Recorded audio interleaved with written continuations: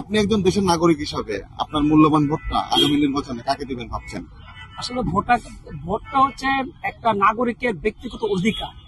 এটা কাকে দিব এটা পরিস্থিতি বলে দিবে। কারণ আসলে এই মুহূর্তে দেশের যে পরিস্থিতি, আমার দৃষ্টিতে এখন যোগ্য প্রার্থী বা যোগ্য কেউ নেই। এটা পরিস্থিতি বলে দিবে, তখন সিদ্ধান্ত নিব কাকে দেওয়া যায়। আপনারা এখনো পর্যন্ত যোগ্য কোনো প্রার্থী পাননি বা কোনো দলকে পাচ্ছেন না, তো এরকম কাউকে দেখতেছি না। ছাত্ররা আন্দোলন করলো, তখন তারা একটা হিসাব করলো যে তারা ছিল হলো যে একটা দলের এগেনস্টে, তো তারা ছিল যে মফ করবে না, দেশ যাতে ভালো চলে, কিন্তু তারা তো সেটা করলো না, তারা তো দল তৈরি করে ফেললো। তাহলে বিগত সরকার আর এখন ছাত্রদের মধ্যে পার্থক্যটা কি হলো? এটা তো উল্টা হয়ে গেল না। এই জন্য আসলে বলা মুশকিল। এটা সময় সাপেক্ষে পরিস্থিতির উপর নির্ভর করে যে কাকে ভোট দিব, যে যোগ্য প্রার্থী পাই। ছাত্রদের কাছ থেকে আশা করছিলাম যে দেশের যে পরিস্থিতি ছিল, যে সন্ত্রাস বিরোধী বা এই ফ্যাসিস্টের বিরুদ্ধে যেভাবে কথা বলছিল, সেরকম যদি তারা একটা পর্যায়ে ওই প্রথম যে কথাটা ছিল ওইভাবে যদি থাকতো, তাহলে আমরা মনে করতাম যে ঠিক আছে। তারাও তো দল তৈরি করে বলেছে, তাদের নামে তো তাদের নাম বিক্রি করতে বিভিন্ন জায়গায় অনেক কিছু চলতেছে, তো তাদের আর বিগত সরকারের মধ্যে পার্থক্য কি? কোনো পার্থক্য নেই। আপনারা এখন কিভাবে দেখছেন তাদেরকে? আমরা দেখতেছি এখন ফ্যাসিস্ট আর তাদের মধ্যে কোনো পার্থক্য নেই, দুইটাই সমান। রাজনৈতিক দল যা আছে সবাই সমান। আমাদের দেশের রাজনীতি হয়ে গেছে এখন বর্তমানে এরকম রাজনীতি। কিন্তু এখন সার্বিক দিক বিবেচনা করলে আমার মনে হয় যে আগের ফ্যাসিস্টই ভালো ছিল। এখনকার যে পরিস্থিতি, কোন দিক দিয়ে মানুষ ভালো আছে? কোনো দিক দিয়ে নেই। আগে নামে ওপেন প্রকাশ্যে চাঁদা চলতো, এখন গোপনে চলে, বাট চলে সবকিছুই। কোন জায়গাতে সিন্ডিকেট নেই? বাজারের সমস্ত জায়গায় সিন্ডিকেট আছে, কোথায় নেই? তাহলে কি লাভ হলো? এই যে বলে যে জুলাই আন্দোলন, গণ-অভ্যুত্থান, কোনো কিছুই তো না, সব আগের মতো রয়ে গেল। এখন সে আগের মতোই আছে, পরিবর্তন হয় নাই। আমার মত অনেক কিছু, অন্তত আমাদের দেশের, আমি যতটুকু জানি, আমার এই বয়সে দেখা যে আমাদের দেশের জন্মলগ্নটা হচ্ছে চুরি বাটপারের মধ্যে। তো আগের সরকার যাই করছে, অন্তত কিছু উন্নয়ন কিছু তো করছে। আমরা আজকে যেটাই বলি, কিছু উন্নয়ন করছে, চুরি তো হয়েছেই।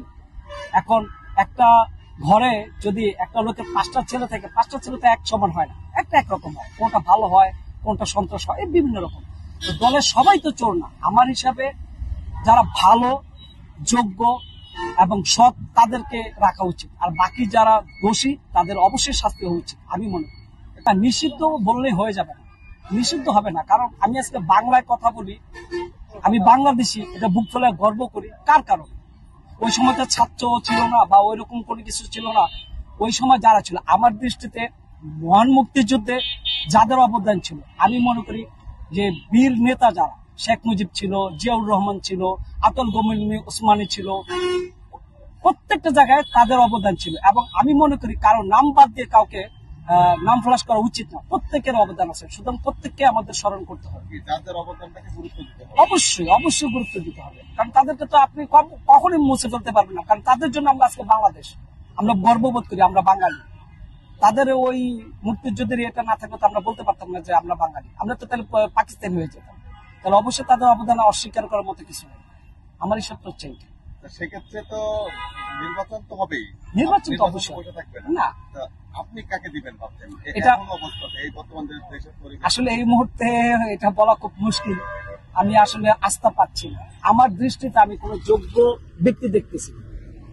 যদি যোগ্য ব্যক্তি হয় অবশ্যই ভোট দেবো, ভোট আমার অধিকার, এবং আমার ভোটের দ্বারাই একজন নির্বাচিত হবে। তাহলে আমাকে দেখে শুনে ভোট দিতে হবে। কারণ আগে ভুল করছি, যে দেখছি ভালো, পরে দেখছি যে খারাপ, না, এখন আর সেটা করবো না। এখন সবকিছু বিবেচনা করেই করবো। ওই ভুলটা করতে না, ওই ভুল আর করতে চাচ্ছি। আগে কি ভুল ছিল আপনার? আগে যে দেখছি যে হ্যাঁ, মানুষের কথায় যে বলছে যে আমি দেশের জন্য এটা করবো সেটা করবো, এটা করেই মানুষকে তারা আস্থা দিচ্ছে, কিন্তু আসলে তারা করেন। এখন আর সেটা করবো না। এখন দেখবো, বিবেচনা করবো, তারপর ভোট দেবো। ভোট যেহেতু আমার অধিকার, আমি দেবো। আগামী নির্বাচনে আপনি আপনার মূল্যবান ভোটটা কাকে দিবেন ভাবছেন? তো দুই পক্ষের দিয়ে দেখলাম, আওয়ামী লীগ বিএনপি দুই পক্ষই জয় করলো। এবার অন্য একটা নতুন দল হিসাবে দেখতে চাই। নতুন দল তো অনেক রয়েছে, মনে করেন নতুন ছাত্ররা একটা দল বানিয়েছে, একটা আছে হেফাজতুল ইসলাম আছে, বা ইসলামিক আন্দোলন বাংলাদেশ আছে, বা জামাত ইসলাম আছে, বিভিন্ন ধরনের সংগঠন রয়েছে, বা বিভিন্ন ধরনের বাম সংগঠন রয়েছে। সেক্ষেত্রে কাকে দিবেন আপনি? এর ক্ষেত্রে দেখা যায় জামাতে আগে আছে, জামাতে নিরপেক্ষ। জামাতকে কেন দিবেন ভাবছেন? দেখি যে আইনের শাসন, ইসলামী আইন শাসন হয় কিনা, সেই জন্য আর কি। কি কি পরিবর্তন আসবে জামাত? জামাতে দেখা যায় নারীর রাস্তাঘাটে অশ্লীল ভাবে বের হয়, এটা বের হইতে পারবে না, সামাজিক সবকিছু নিরাপত্তা থাকবে, এই জন্য আর কি। এই যে আগামীতে এই যে নির্বাচন হবে, এই নির্বাচনে আপনার মূল্যবান ভোটটা কাকে দিবেন ভাবছেন? আমার এই মূল্যবান ভোটটা আমি বিএনপিকে দেব। বিএনপিকে। বিএনপিকে দেবেন কেন ভাবছেন? দেখা গেছে আওয়ামী লীগ সরকার 17-18 বছর চালিয়ে গেছে বাংলাদেশ, এবং সেও তো চালানোর অধিকার আছে। সে আমার ভালো লাগছে, এখন তার দেমুখে চালাতে পারুক বা না পারুক, সে রাষ্ট্রে আসুক বা না আসুক, বিএনপি ক্ষমতায় আসুক বা না আসুক, আসলে কি পরিবর্তন আসবে বলে মনে করছেন আপনারা? আশা তো করা যায় ভালো পরিবর্তন আসবে। যেমন একটু উল্লেখ করতে পারবেন কি কি আশা করছেন? যেমন এখন দেশটা মনে করেন খুবই একটু অস্থায়ীভাবে চলতেছে, ভয়াবহের ভিতরে চলতেছে। ওই সময় বিএনপি এলাকার না একটু ভালো চলতে পারে। আমরা তো আগে দিছি ইয়া করছে খালেদারে, এই অন্তর নাই খালেদার, সেক্ষেত্রে আগামীতে কাকে দিবেন? তো কারে দিন কে দাঁড়া কে কি আরে বিএনপি দাঁড়াবে, জামাত দাঁড়াবে, ইসলামিক আন্দোলন দাঁড়াবে, আর ছাত্ররা যে দল করছে তারা সকলেই দাঁড়াবে, সেক্ষেত্রে এর মধ্যে কাকে দেবেন? 10 জনে যারে তারে দিতে হইব। আপনি সিদ্ধান্ত নিয়েছেন কি, বিএনপি কে না জামাতকে না আওয়ামী লীগকে না বা অন্য অন্য যে দল আছে তাদেরকে? দুইটা ভালো হইব, হিটাতে দিতে হইব। দিয়েছিলেন আমার মূল্যবান ভোটটা আমি জামাত ইসলামকে দিব।